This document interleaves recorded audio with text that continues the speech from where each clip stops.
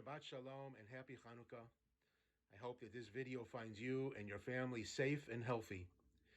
The parsha that we read this Shabbos, the parsha of Vayeshev, marks a nodal point in the biblical history of our people. With the sale of Joseph by his brothers to passing slave traders, the stage is set for the Israelites' descent into Egyptian slavery. It will be this 400-year sojourn in Egypt, the Exodus, the receiving of the Torah on Mount Sinai, and finally the return to the land promised to our ancestors, that will serve as the foundation to the Jewish experience. The theme of slavery and redemption is foreshadowed in our parsha with Joseph's brief incarceration, resulting from unwanted advances from Potiphar's wife, and then followed by his elevation to the position of vizier over all of Egypt. Once again, we see echoes of the slavery redemption cycle in the story of Joseph confronting his brothers.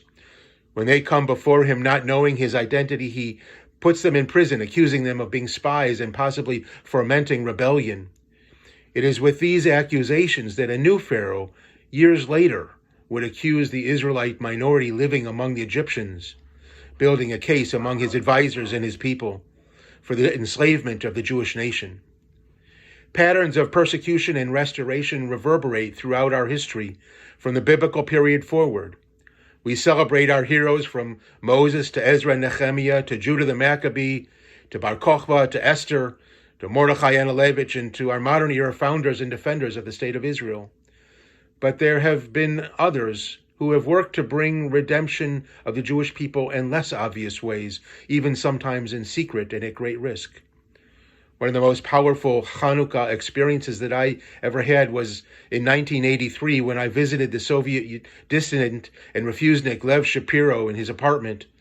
Lev and his family lived in St. Petersburg, at the time it was called Leningrad. After indicating his desire to emigrate and live in Israel, Lev and his wife lost their jobs, and they were subject to regular harassment from the KGB, who would frequently follow them whenever they left their apartment. Although during our visits, Lev downplayed the risks involved in teaching Hebrew, studying Talmud with a group that met regularly at his apartment, and observing Jewish rituals in his home, the truth was that he was in constant danger.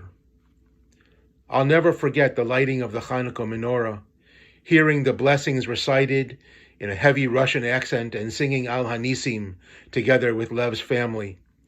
During those years in the Soviet Union, even celebrating Hanukkah was a subversive act. Winter in Leningrad was cold and harsh, with nighttime coming early. But with the lighting of the menorah burning brightly, I witnessed firsthand a true moment of redemption.